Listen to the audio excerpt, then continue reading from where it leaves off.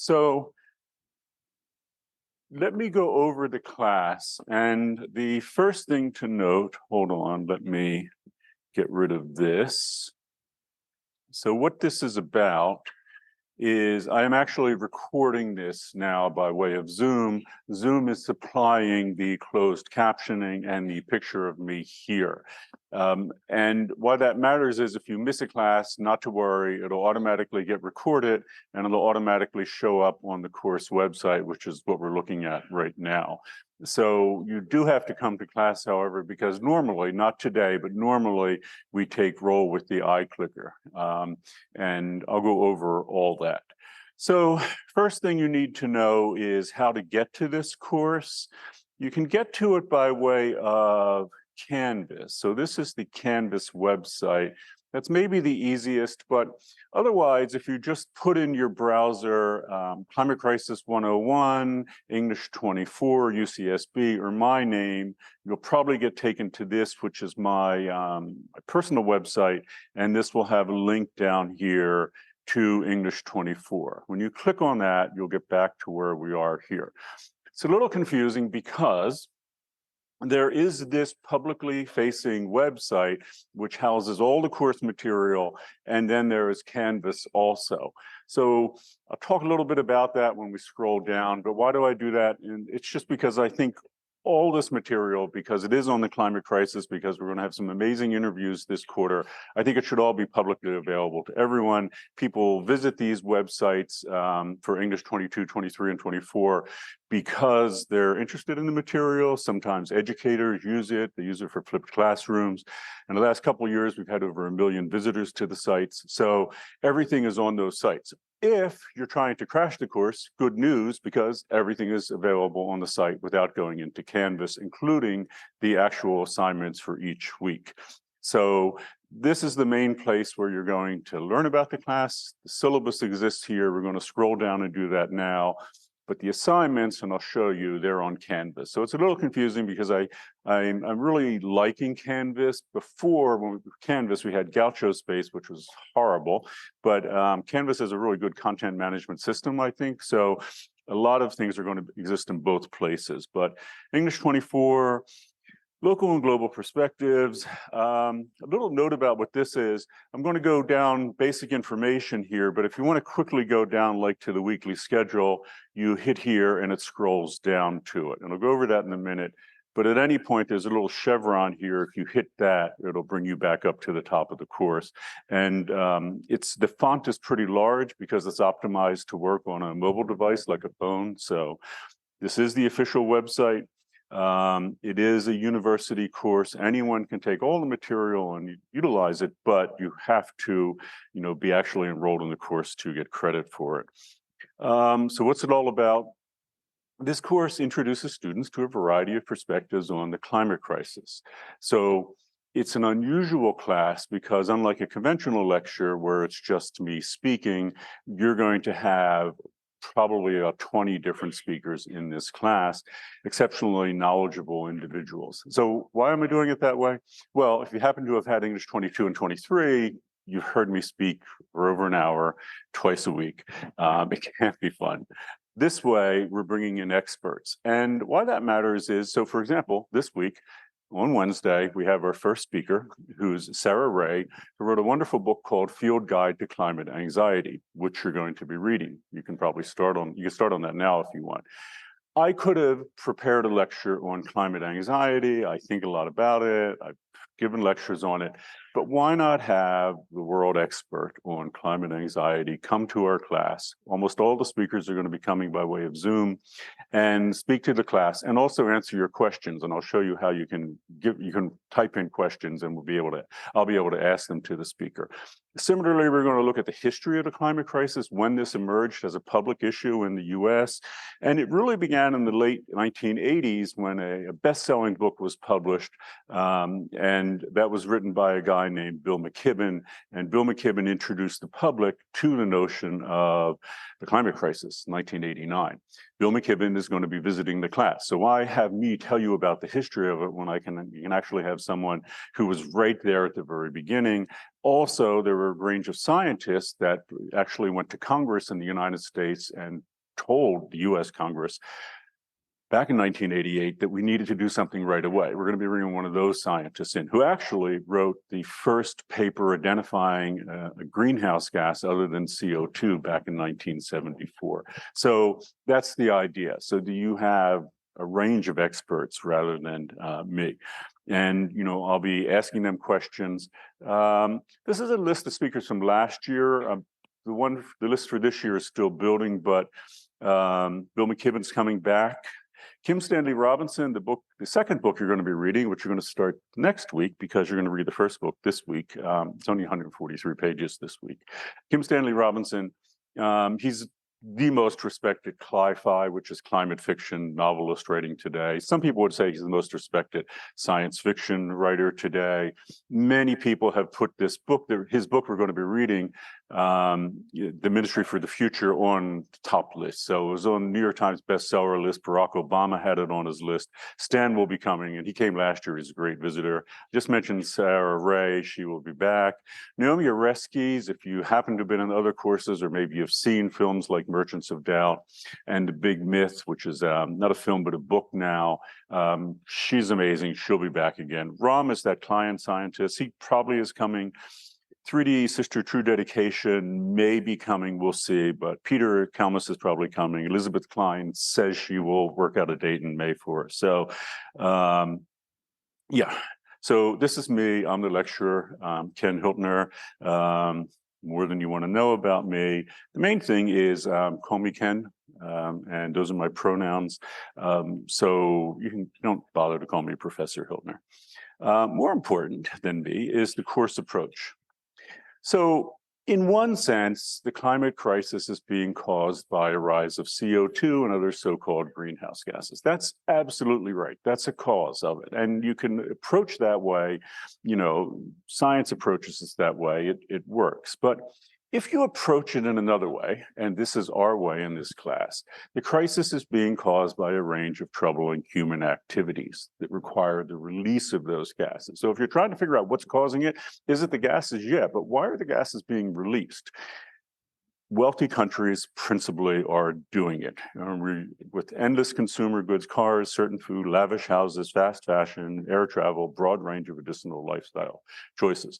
If you're in English 23, you may remember we started that class by drawing attention to an astonishing fact, and that is 2/3 of all greenhouse gas emissions that are in the atmosphere were put there by the wealthiest 1% of people on the planet. The wealthiest people on the planet are causing the climate crisis. If you look at the poorest group of people on the planet, the poorest 3 billion people, they've contributed 5% of greenhouse gas emissions, almost negligible. In fact, the person who did the study, Ram, that climate scientist I told you about, he was the one who found that out by doing that study. So, yeah, the natural scientists may be able to tell us, how releases of greenhouse gas is changing our climate, but not why we're engaging in those practices. That's what we're going to take up. And anthropogenic is human-caused climate change. That means, human-caused. It's a human problem brought about by human action. But I would argue that calling it anthropogenic is actually not right, because it isn't generally caused by human beings. In other words, most people on the planet, including many people in the United States, are having a virtual negligible contribution to it. It is caused by a very few people. And unfortunately, this country is a big part of that problem. Another way of approaching it is if you look at greenhouse gases in the atmosphere, 25% of them, a quarter, were put there by the United States. We are, more than any other country, responsible for the climate crisis, even though we have only 4% of the world population. It's really astonishing. And the other flip side of that is, you may think, well, the climate crisis has been going on for hundreds of years with the start of the Industrial Revolution. Yeah, that's true. And I've actually argued that it really begins 400 years ago in Shakespeare's England. It's all true. But if you look at emissions from 1945 to today, and by the way, that's a single lifetime. That's the lifetime of Joe Biden or Donald Trump, who are a little older than I am. In that one lifetime, 90% of all greenhouse gas emissions are put there. The emissions from the US were almost all put there in the last in that one lifetime. So this is a relatively recent thing, and it's being caused by a generation still alive and a very select group of people. Yeah. So as a consequence, we're not going to generally be focusing on technology-based solutions. I think they're great. I think the drop-in cost of solar and wind in the last decade or so is wonderful. But we're going to look at human action, and that's what the focus is going to be on. So why take this human-based approach? By the way, if you're in English 23, you'll hopefully remember everything that I'm saying. It's because not only is the problem being caused by human action, and this is a second surprise, I think, the number one solutions that have the greatest potential of changing, of bringing down greenhouse gas emissions don't involve technology or anything of the sort. So in other words, you might have thought, well, what's the one thing we can do? More solar, more wind, something like that. Well, according to Project Drawdown, which is the most comprehensive ever plan put forth to reverse global warming, the number one thing that we can do has nothing to do with technology like that. The number one thing we can do is a cultural change regarding food. We need to waste far less of it and to switch to largely plant-based diets. In comparison, I notice here, globally shifting from fossil fuels to electricity generated by photovoltaics, half that. So this is twice as big as all the solar than anyone is expecting to put out there. The adoption of electric cars, we keep hearing how this is such a great thing. Switching to the way we eat food is 20 times more impactful than electric cars. Electric cars are barely moving the needle on that. And the interesting thing you may find the interesting thing is 1/3 and a half of all food that we produce on the planet is wasted. So the number one thing, if you're looking at food systems together, is not going to a largely plant-based diet. You may have watched Cowspiracy and you've heard that if we all stopped eating beef, it would be bigger than anything. Not true. The biggest thing is stop wasting food. We waste it in the US in a staggering amount. It gets wasted all over the planet. And that's bigger than switching to a plant-based diet. And, animal products, cows, beef, milk, overwhelmingly the biggest problem. I note here, if cows were their own country, they would rank as the 3rd largest emitter of greenhouse gases on the planet, right behind China and the United States. Similarly, the number 2 thing, again, not involving technologies, and it's simple. We need to educate more girls and women, which dramatically curbs population growth. As the more education a person with a uterus has, the fewer children they're likely to have. And if you promote family planning, again, reducing the population. There are 85 million unattended pregnancies every year. And unfortunately, the number of those that result in births, it's on its way up as a percentage. Right now, there are about 30 million that result in births. And that's largely because of the restriction of family planning, but then restriction of abortion as a final option of final choice there. Be very clear, it's not to say you should replace the responsibility with people that have a uterus, girls, women. It lies with the institutions that restrict a woman's access to education and control of her own body. So why is this so important? 60 years ago, I'm 64, when I was born, global population was 3 billion people. It has jumped in my lifetime to 8 billion people. By 2050, it's going to be 10 billion people.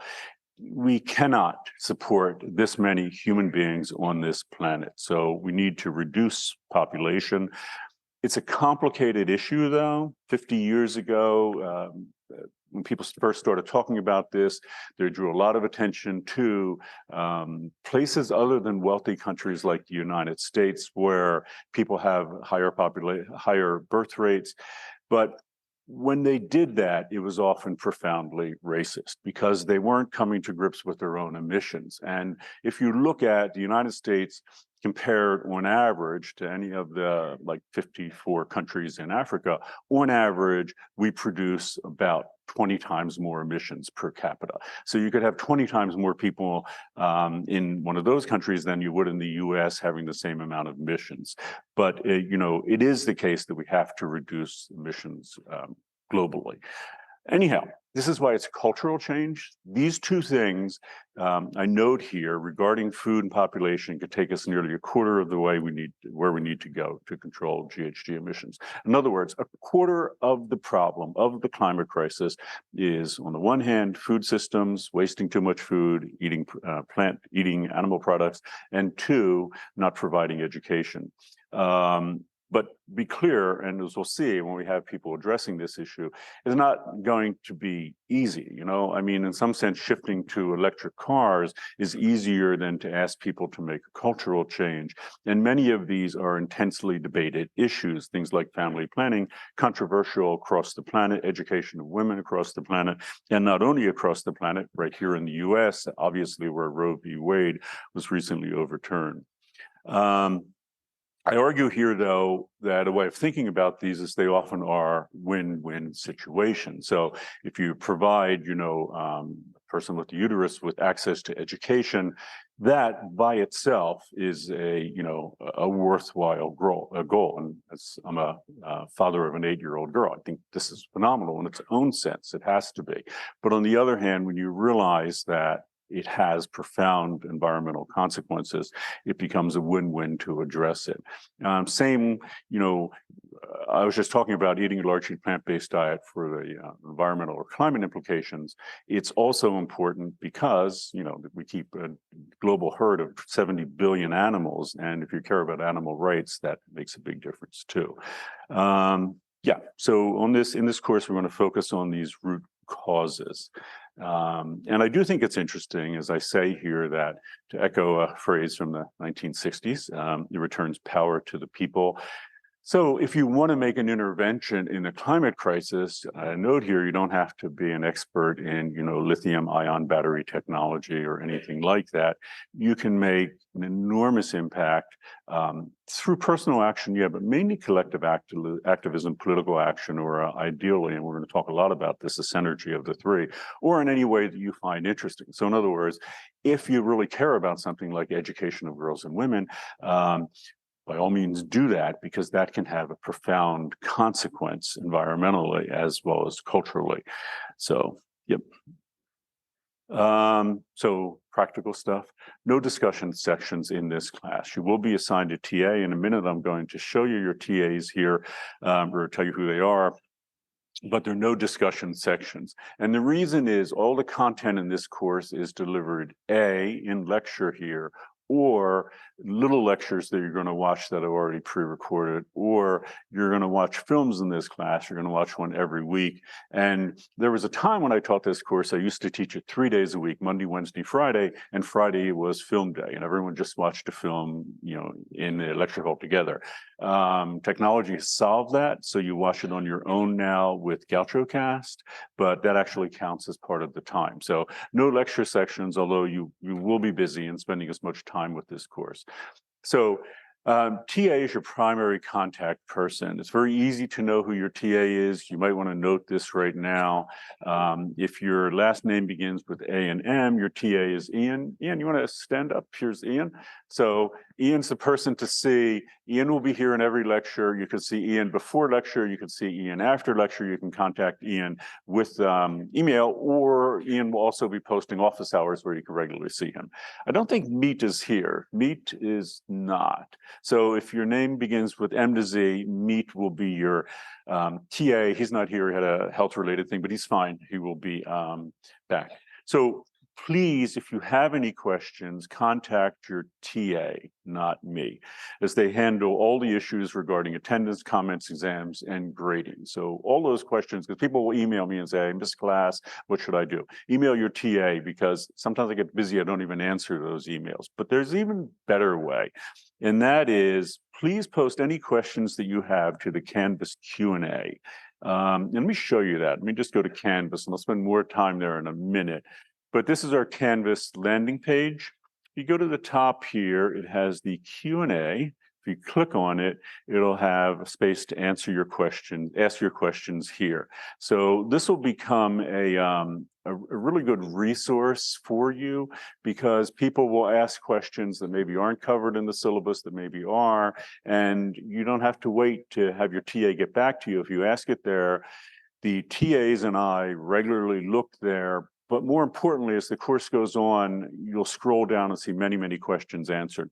One other thing I want to show you, and I will get down to it, there's a Q&A down here for every class, including lecture number 1. So, whoops, that's not it. Here, lecture number 1, and I am going to just refresh that. There are no questions here. If you have a question right now, instead of raising your hand, go to week 1, click on here and ask your question. And I will, if I remember, I try to, periodically go back during the class and look at that. So anyhow, oops, not that one, this one. So there is also a lead TA. Aisha is not here yet. Aisha, are you here? No, not yet. Aisha is the lead TA, and this is her email address. She handles all the technical things in the class. So if your iClicker is not working, or it hasn't registered with Canvas, or you're having a problem, you should contact Aisha. If you didn't come to class and you have an issue, you should contact your TA. But if you have a technical problem that the iClicker is just not working, or you don't know how to connect it to Canvas, see Aisha. If you have anything regarding Canvas you can't get access to or something, see Aisha. If GauchoCast isn't working for you, and let me just show you, by the way, going back to our Canvas, if you go here and you click this, this is GauchoCast. GauchoCast has all of the films for the course. You can watch them at any time. But if it's not working for you, see Aisha.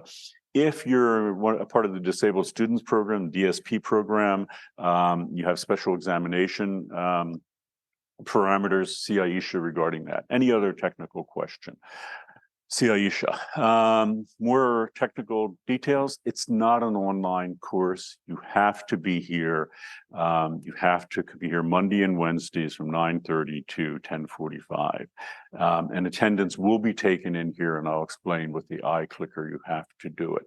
It's not a remote, it's not a hybrid course. You can, if you have medical exceptions, take it partly remotely, but you have to get that approved. I can't approve that. Yeah, if you briefly miss the class for some reason, like if you have a positive COVID test or you're quarantining or something, contact your TA, give them documentation, and you'll get credit for attendance.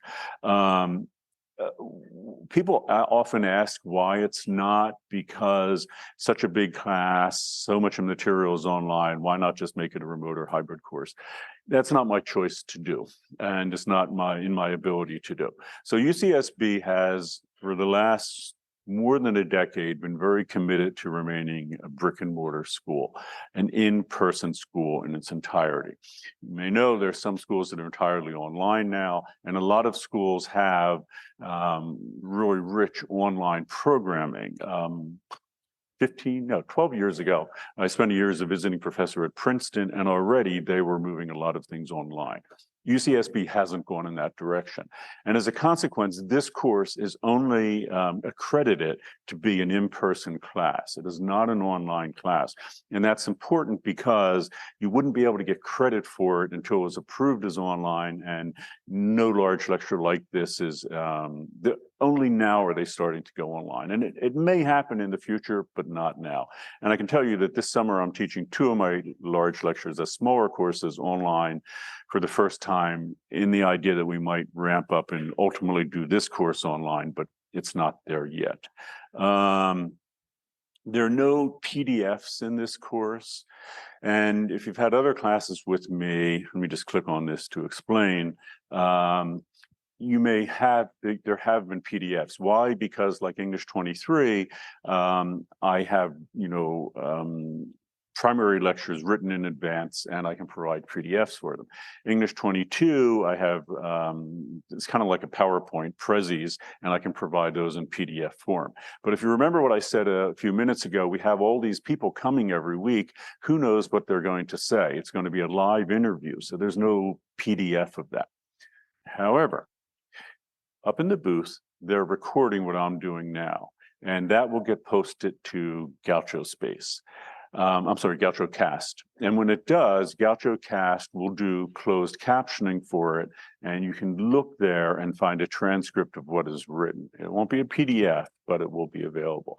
Also, I'll show you here, this is not, this is week 9, don't worry about it now, but what will happen, so if you go to week 1, and I'll do this in a few minutes, you look, it just has here, lecture 1, my introduction. But what will happen, like a day or so after, I will post what I'm recording on the podium here, both as a video and as an audio podcast. Why audio podcast? Well, environmentally, it takes just a fraction of the bandwidth to download than it does a video.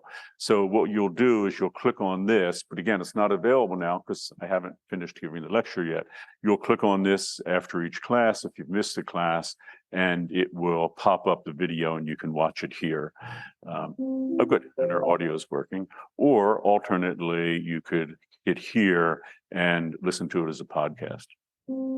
So, but don't worry about that now. That's just if you've missed a class.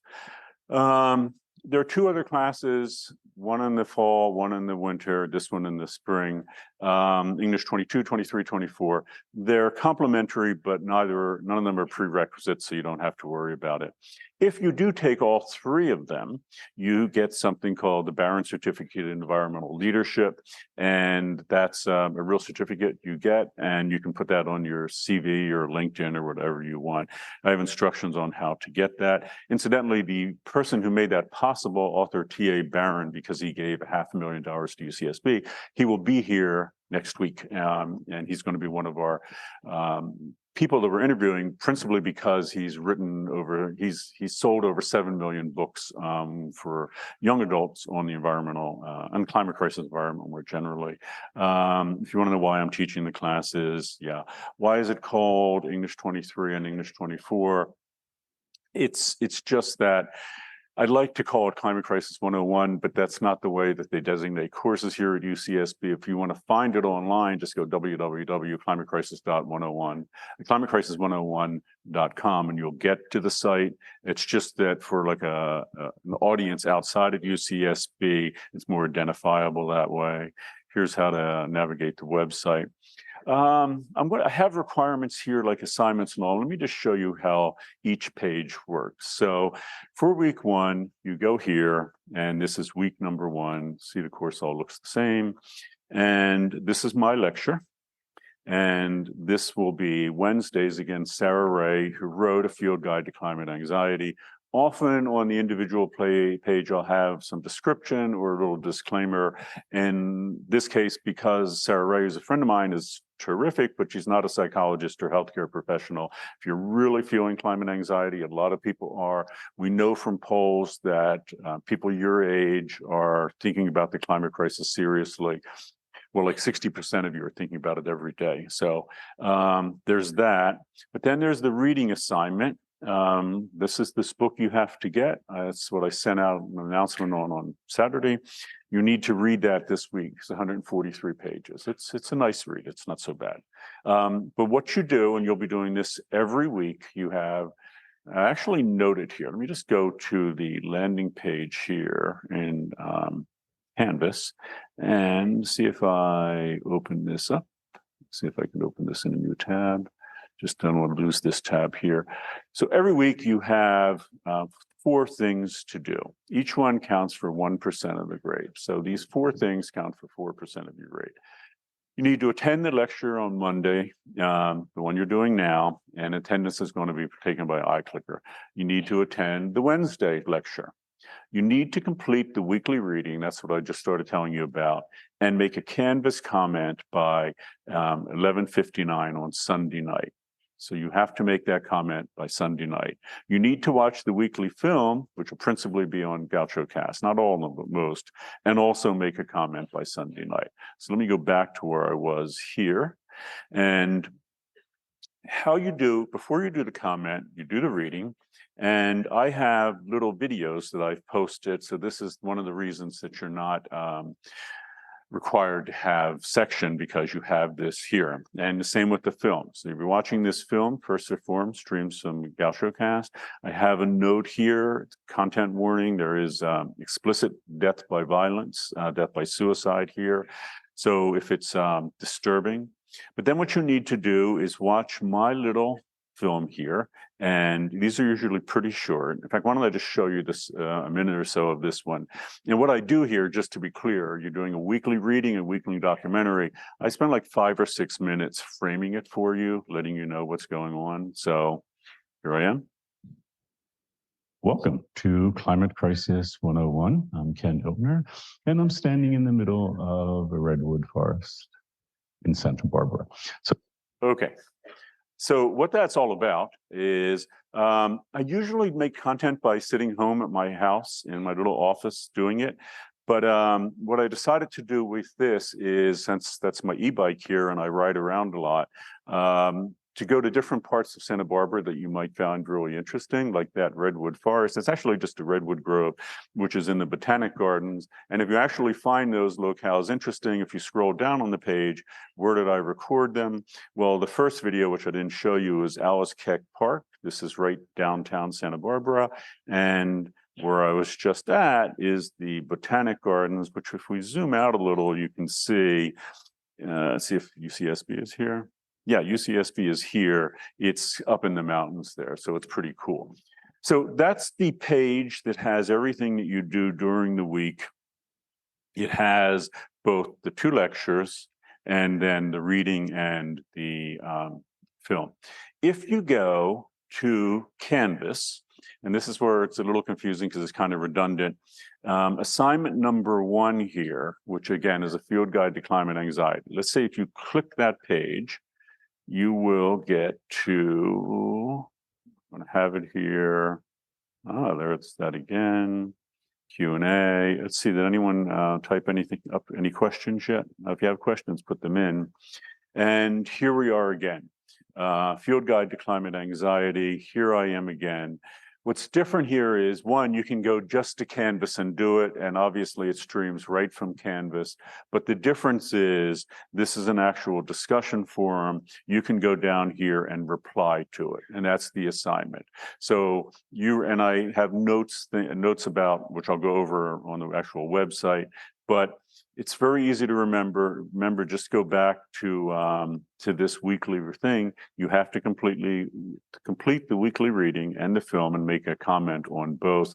And this is where you make those comments. And there'll be a lot of comments before we're done.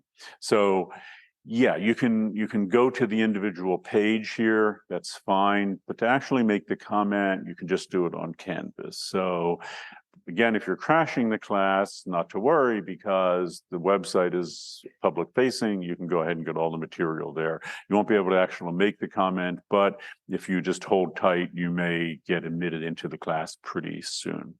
So this is back where we were. So that's the weekly schedule, and each week is laid out. You can see some of the speakers are set up already, and others I'm still moving them into there. But oh, and also, let's go back to this. So here we are at week 1. Before I forget, let me just scroll up. There was the announcement there. Here is my office hours. Where is it? So on Mondays, after class, you can see me. I say 11, but really 10:45 when class is over. If you want to talk to me, we can kind of walk over to the Coral Tree Cafe, which is where I have office hours. That might not work for everyone. You might have a class afterwards. So on Wednesday, I start office hours there at noon. If none of these work, then see me. We could probably meet some other time regarding Zoom. That website that we're on now, the big landing page, you can obviously access that from Canvas too. But here's the little thing is assignment 1, which is the comment on the reading, assignment 2, which is the comment on the first film. They're up and ready to go. If you watch that film when you get home, you can make a comment now. In fact, if you scroll down, I have all the assignments for the first half of the class up. So this goes up until week number 5. The assignments are there. Each one has a date, and I'll go over that date so you know when they're due. I don't recommend going too much ahead, but if you have like another course, a lot of stuff happening, you want to kind of front load, you can definitely do it. Okay, so go back to here. If you have questions, by the way, where is that? Put them here. Has anyone had a question yet? Nope, not yet. Okay. So lectures, you need to come here, watch the lectures. There are 2 classes that we don't have lectures. That's because the midterm and final are on those 2 days. And the good thing about that is the exam, we do not use exam week. So if you want to finish and leave early, you can, because the last day of class is the final exam. That means there are just 18 lecture periods. Everything is being filmed and uploaded to GauchoCast, and to YouTube, but you still need to come because it's a brick and mortar school and we take iClicker attendance. Each week there are readings. This is repeated the material I sent out Saturday morning. For over 100 pages a week on average. There's no course reader. Everything that I put online where you can get it for free, but you do need to buy these 3 books. The first one, which you're reading this week, A Field Guide to Climate Anxiety. The much longer book, The Ministry for the Future, you'll be reading over the next few weeks, and then Zen and the Art of Saving the Planet. Already confirmed are Sarah Ray and Kim Stanley Robinson. The first 2 of our authors will come, and with any luck, Sister True Dedication will be here too, who co-authored it with Thich Nhat Hanh. You can get these in 3 different forms, in print form, as an ebook, and as audio books. The least expensive way is ebooks. You can get them for under $40. So I tried to keep the cost low, no other costs associated with this course. One thing to think about, I'm just throwing it out here, you don't have to do it. People often wonder, like, what's it better to read, a print book or an ebook or whatever? You can download about 50,000 ebooks to be equivalent to a single 400-page paperback book in terms of greenhouse gas emissions. If you have a dedicated machine that you're buying separately, like a Kindle Paperwhite, that changes things, because the embedded carbon in that is significant. But most people don't use those to read ebooks anymore. I mean, at one time, a decade ago, they were like a fad. Everyone wanted a Kindle. But now most people, we know this from polls, use phones to read. So it's just a thought, and you can get it very quickly.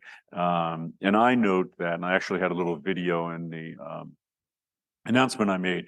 If you use like a Kindle or any EPUB app and you set it on infinite scroll, then it will pretty much look like the width of a paperback book if you turn your phone sideways, and then you can just scroll, and it's kind of like looking at one long massive book.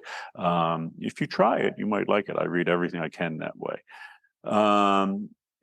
For each of the readings, there's that introductory video I just showed you. It's posted on YouTube. You need to make comments. I just went over that. Some people, and actually I have more on this below, but something to keep in mind is you need to do the readings to make the comment, and you will be tested on the readings on the final exam. Some people think they can find a way around, doing the readings and making a comment. They get someone to do it for them. They read a bunch of comments and they kind of aggregate the answer together and make their own. Now we have AI to do it. If you do that, first it could be plagiarism, but the other problem is if you don't do the reading, you're going to be harmed on the exams, because the exams are 60% of the course. And you'll find plenty of people online saying how hard the course is because they're not doing the readings or they're not watching the films. I guarantee you, if you do the readings and watch the films, you most likely will not have any problem passing the class, especially if you're taking a pass, no pass. But you need to do that. So don't try to find, shortcuts, because you will get hurt with the exams. So each of the 10 weeks, you're also watching a film. So every week you have a film and you have reading to do. And that includes the exam week. So even though the exam weeks, there's only one lecture because I'll have my Monday lecture and then the exams are on Wednesday, you still have to do a reading and a film for that week. And as with the others, there's a short introductory reading for each. So how do assessments work? Well, first, attendance is worth 20% of the course grade. I'm not recording it today. I will have the iClicker up and running Wednesday. So you need to get the iClicker app and get that. As long as you have the iClicker app on your phone and you get the course in, you're okay for Wednesday.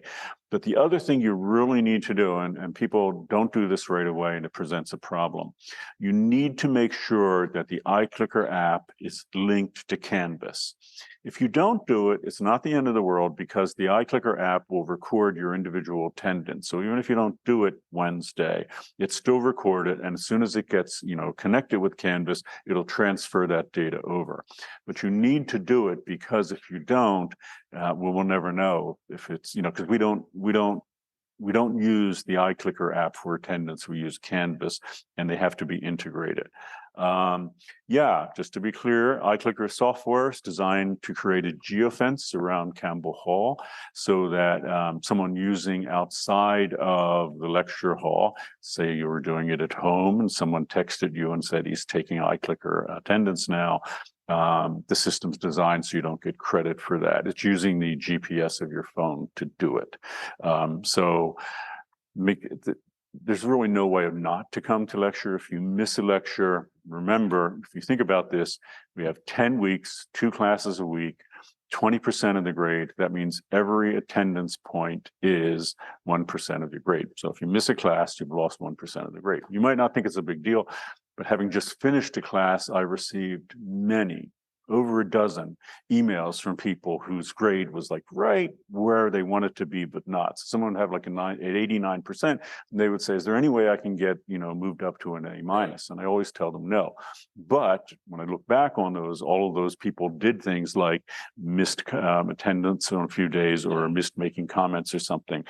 I can tell you, I'll do the comments in a minute, but right now I can tell you it's the easiest part of the class is just coming to class. Those 20 iClicker points will help you because the exams can be tough, and I'll show you how the comments will help you too. iClicker's attendance will be taken 3 times during the lecture, so it's 75 minutes. I usually take it very soon after we start, like a minute or two, so try to get here early, and I take it a minute or two before we end. If for some reason, you don't get here, don't worry, because you have to respond to at least 2 of the questions to receive full credit. So if for some reason your iClicker is not working or you get here a little late, as long as you have 2 of the 3, you're okay. One thing you need to do, and notice how I put these things in red, this is stuff you should really pay attention to. A day or 2 after, again, you don't have to do it now, but say for Wednesday's attendance, on Thursday or Friday, you should go to Canvas and make sure that your attendance is there. Or if you're having a problem right in the lecture hall here, and sometimes iClicker's not working quite right. Sometimes we have Wi-Fi problems. In years past, we've had so many Wi-Fi problems, but they have a really robust set of access points now that shouldn't be a problem. If you have a problem, before you leave this building, go see your TA. Go see Ian, and Ian will create a list, and as long as you're here, even though it didn't register with the iClicker, he will manually go put it into Canvas to make sure you got credit. If for some reason things are going wrong, if you look on Canvas and it's not showing that, you need to contact your TA immediately. Believe it or not, every term I have people emailing me at the end of the term saying, I don't know what's wrong. I don't have any attendance data on Canvas. Or even worse, they say things like, I came to every class, but according to the iClicker data on Canvas, it said I missed 6 classes, but I didn't. I was here every class. Well, how can we prove that? I mean, from our point of view, we go by the data. If something is going wrong, contact your TA, we'll figure it out.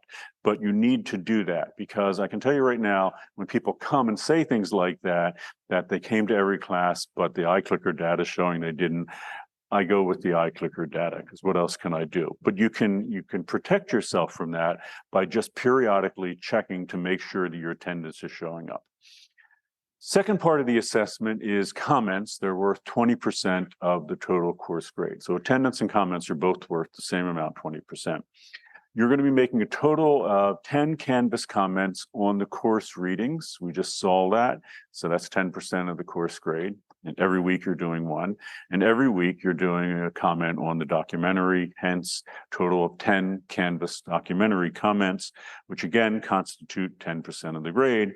So if you think about it, you're making 20 Canvas comments, 2 per week for 10 weeks. Each one also counts as 1% of the grade. It's very easy. We don't have to do with partial comments and all. Your TA will just give you full or no credit for the comment. If you obviously don't do a comment at all, you have a problem. But if you just make an effort, and by the way, we don't care if you don't agree with something. Like, you might watch the documentary this week, First Reformed, and you may say, I didn't think that was good at all. It wasn't very useful. Here's why I didn't like it. You would get full credit if you explained why you didn't like it, if you made specific, reference to the work and you were thinking about it. It's absolutely fine. And you might think that caring too much about climate anxiety, which what the readings about this week is kind of hooey, we shouldn't be doing that. You will not get credit taken off as long as you make an argument in your comment. Your comment should be like a paragraph or two, and I'll get to that in a minute. You have 7 days to make the weekly comments. Each week, you must comment by midnight on Sunday of that week to receive credit.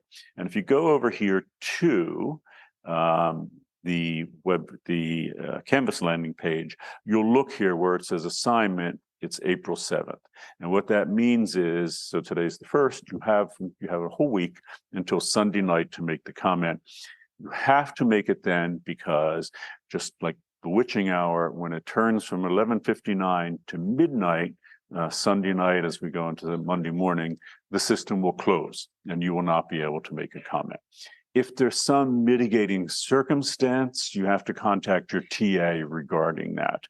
So if you're in the hospital or something, then contact your TA and they can, you can mail the comment to them. But you need to do it. And you also need to make sure that your comments are showing up. I put this in red because every term, it's confusing for people. So 12 of your comments, that's 6 of the first 10, 6 of the second, should be made to a comment by another student. So why am I doing this? I don't want you just to do the reading and then make a comment without reading what other people in the class are thinking. So to encourage you to do that, require you to do that, I want you to make 3 of your, so let's talk about the reading first, right? First half of the class, you have to make 5 reading comments.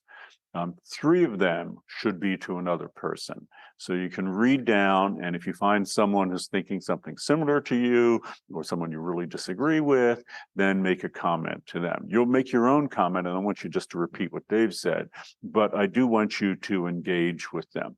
You can make a comment on a comment too. So if someone has commented on a person and you thought that their comment was good, you could go ahead and make a comment on that too. But just remember, you have to do at least over half. You have to do really 12 of the 20 as responses to other people. If you worried about like counting and all, then make all your responses to other people, but it has to be at least half of them. And again, it's just so that you can see through what other people are doing. And also, by the way, people always ask me, like, how long should the comment be? How much work should I be putting on the comment? Well, just let people start making comments now. I just checked before I started today. People haven't made comments yet. But by the end of the day tomorrow, I guarantee you there are going to be a bunch of comments up there. Read through the comments, see how much effort people are putting in, see how long they are, see how much thought they're giving to it. And that is exactly what the TAs are going to be doing. They're going to be looking through and they're going to see some people are putting in a lot of effort. They're making very specific references. They're really, caring about it. They're obviously going to get full credit. Other people are completely phoning it in, or it's not clear that they've even read it. And even though they've done a response, they won't get credit for that comment. So yeah. Okay, third assessment is the midterm and final exam. Save the date now, don't go anywhere, be here for the midterm on Wednesday, May 3rd. Again, 9:30 to 10:45, that's the regular class session.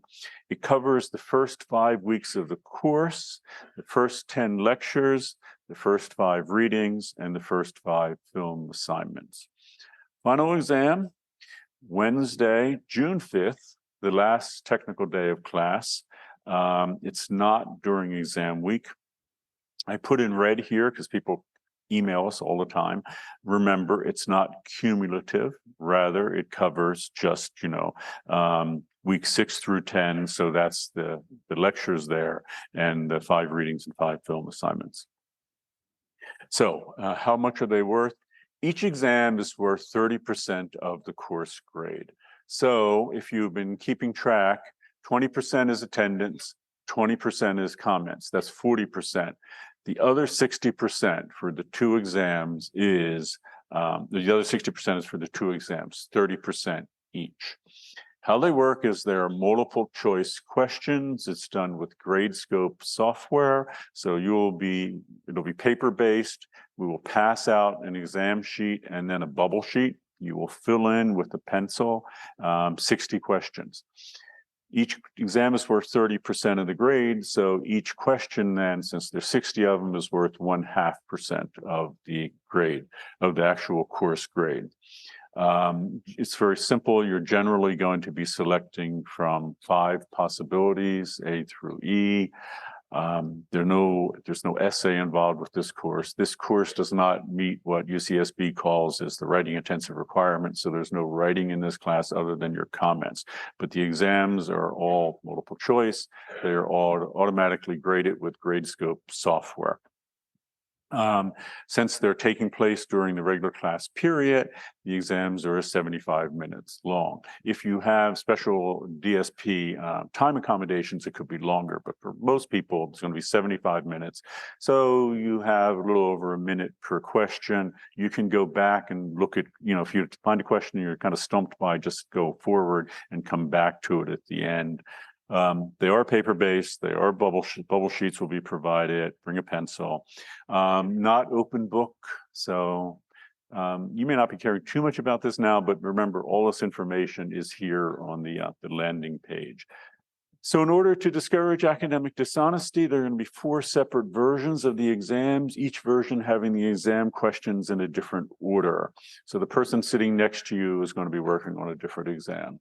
Do not try to copy off someone's bubble sheet because their question number 20 will be different than your question number 20.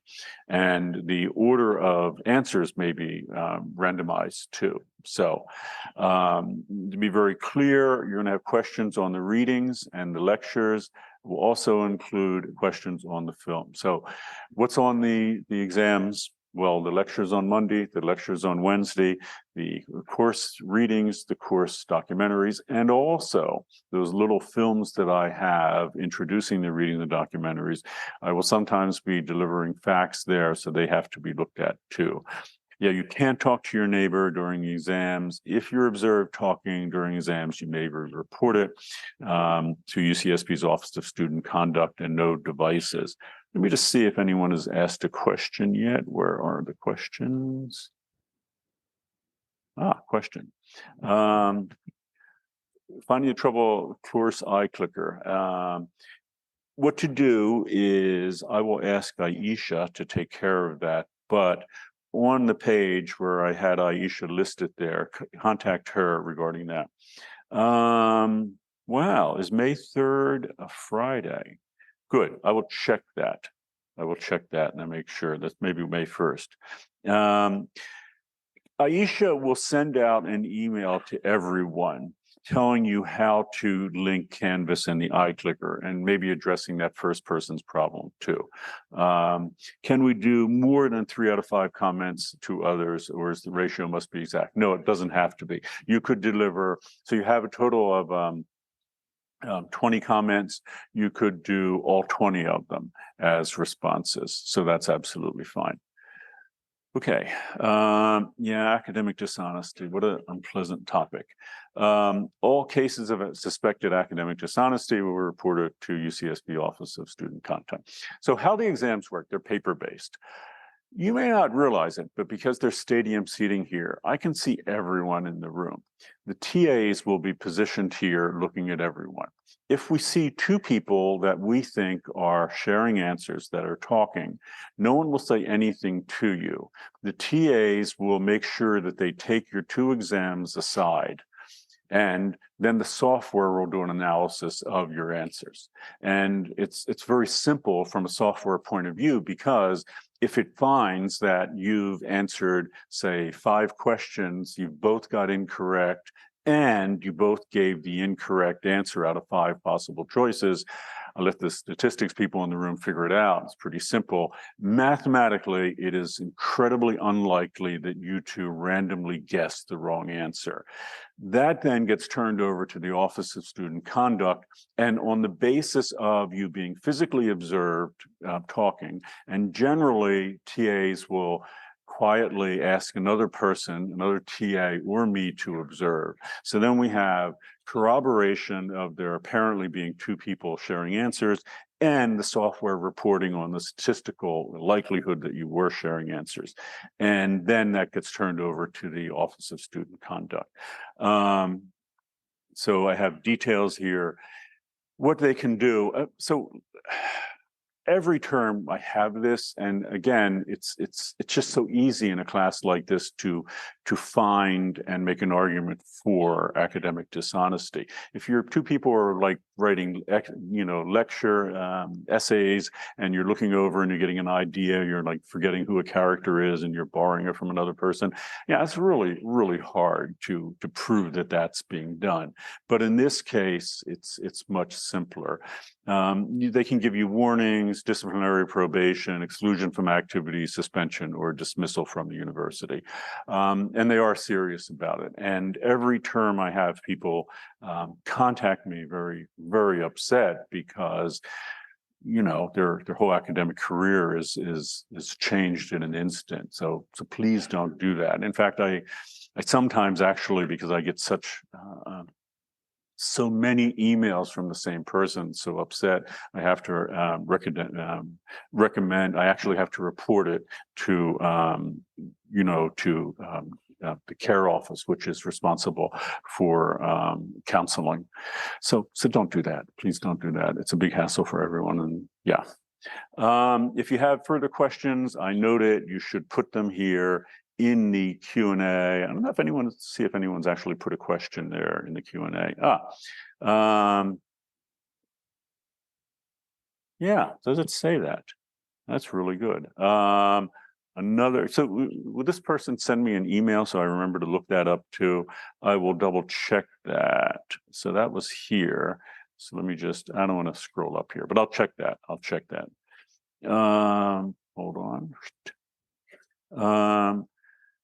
Yeah. So how long should the replies be? Everyone asks me. I mean, I get asked that every year. It depends. Whatever you think is adequate to make an adequate answer. Generally, a paragraph or 2, and be thoughtful about it. So some people will write 2 or 3 sentences without any specifics. Yeah, that's not really going to cut it. But again, I would suggest that as the course progresses, you look at what other people are doing and imagine you're a TA and imagine you're the one assessing the grade. Would you give some a really good, grade and some not? Right, the iClicker question again. Yeah, we talked about this. I will confirm that. Will the guest speaker lectures be part of the exam? Wondering, since it's mentioned that there's no set topic of guest speakers, does that mean the exams won't cover? No, absolutely not. The guest speakers are the lecture. So this lecture today is just me talking the content of it. You're not going to get questioned on this because it's not on the reading or something. But the guest lectures absolutely are. And when the guest lectures are giving out statistics or something, and they're very knowledgeable people, they will absolutely be on the exam. So just, I mean, I can't stress that more. Maybe I should actually put it in the syllabus. So you know, that is the lecture for the day. Most of the lecture is going to be, even though I'm going to be asking questions and asking your questions to them, most of the lecture is going to be given by the guest lecturers. Yeah, great point. Further questions for the course key. Yes, there is an honors section. It will meet this week. It meets every Wednesday from 11 to 11:50. So basically, it meets in South Hall. So basically, when I get done here, I walk over there, and we have the honors section. There are only 15 spaces in the honors section, even though there are 860 people in the room. If you want to join the honors section, and it's a one-section class, it generally may have some additional readings or something additional to watch. But for the most part, is if you want to actually have a face-to-face discussion of the material, it's a great place to do that. If you want to join, you need to email me today by midnight. Why is it so pushed? Because I have to look at all those responses, and I will do that tomorrow morning and choose who I'm going to let in. Presumably, it'll be a lot more than 15 people it usually is. And then I have to let those people know so they're ready to go for this Wednesday. Yeah. So, and I believe it's pass. It's all for everyone. It's pass, no pass. So, it's a great, if you have the time and you're interested, do it.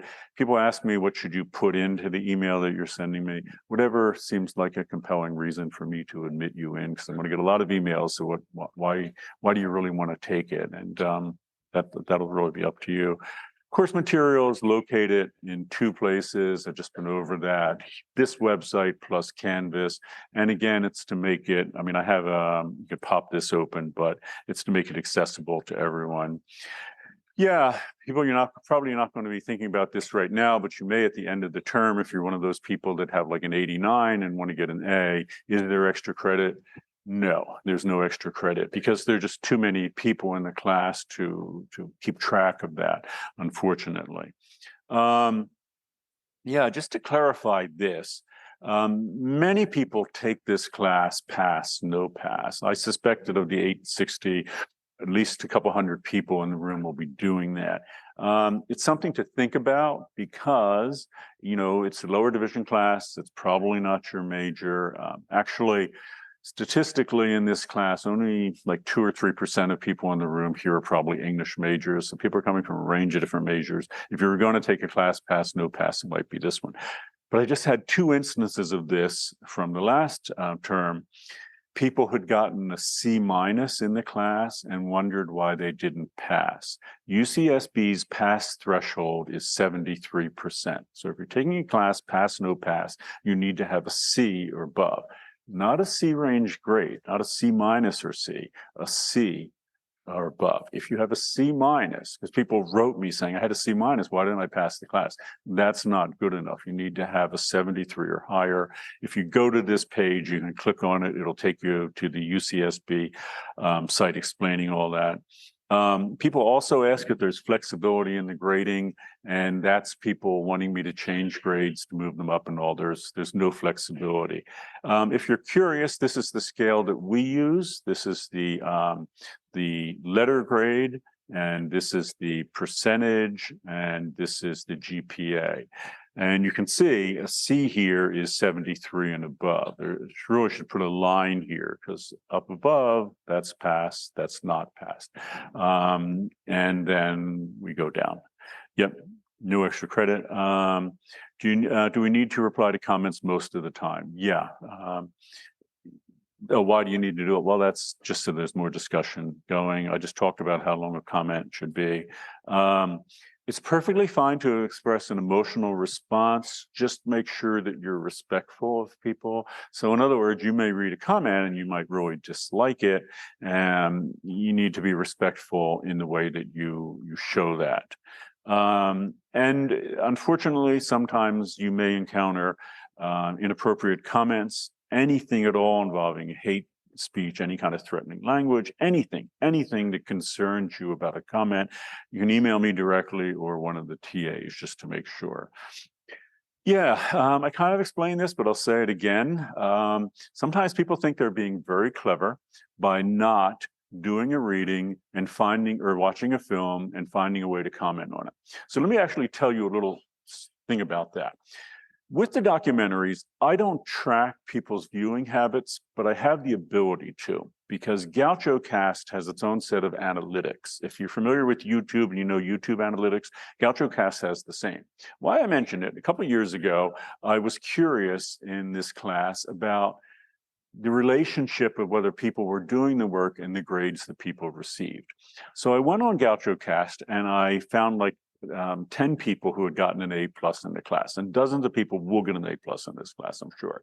And I found that in every case of those people that got an A+, not only were they watching 100% of the film, so the film is 90-minute long, not only did they have 90 minutes of watching, they were over it significantly. So 190-minute film, they were spending like 120, 130 minutes. Why? Because they probably watched it and then preparing for the exam, they rewatched it and scrubbed through it and found other interesting parts. The flip side, I went down and randomly picked a dozen people that had failed the class, and none of them had watched the entire films. Some didn't watch any of the films. Some started to watch a film 19 minutes later, never went back to watch it again. And I presume that happens with the readings too. People don't do a reading or start with the reading. Now, you might think you can be very clever and you can still make a comment. And again, you could get GPT to do it. You could get a friend to do it. You could kind of wing it and see what other people are saying. That might be fine. You might even get all 20 points for that, but for the comments. But you're going to get hurt on the exams because the exams will test on that. And remember, the exams are 60% of the grade. So by the way, in this, if you go online, you'll find people say that my exams are very tough because they're very specific. They are. And the reason for that is this. People, again, try not to watch the film or do the reading, and they find a plot summary. And they can say, why should I watch it? I can read a review of that film. I can get all the basic points. I can just do this in 5 minutes. It won't work because I'm going to ask you specific questions about the film, things that you can only know by watching it. And I guarantee you they won't show up in plot summaries. They won't show up in an AI summary. So you need to watch it. And I say it now because this is the first day of class. If it seems like you're not going to be able to make the commitment, no harm, no foul. I understand, but realize that if you don't do the work, it will be a problem. UCSB, important, land acknowledgement. This is both the land and the waters of UCSB were both Chumash land, and this is unceded. And what that means is, the first inhabitants of this land never gave their rights to where we are here at UCSB. Europeans came, took the rights. We're here now. We're benefiting by it, but we need to do that. Last thing, I guess. People ask me every year to write letters of recommendation. I don't know people well enough. Even if you're in the honors section, I don't know you well enough to write a letter of recommendation. I haven't, and if you want, I have long explanation here of why. Okay, so that's that, and the Canvas site should be straightforward too. So our first speaker is on Wednesday. If you can, start reading as much as you can as a field guide to climate anxiety. You can ask Sarah Ray questions when she's here. Okay.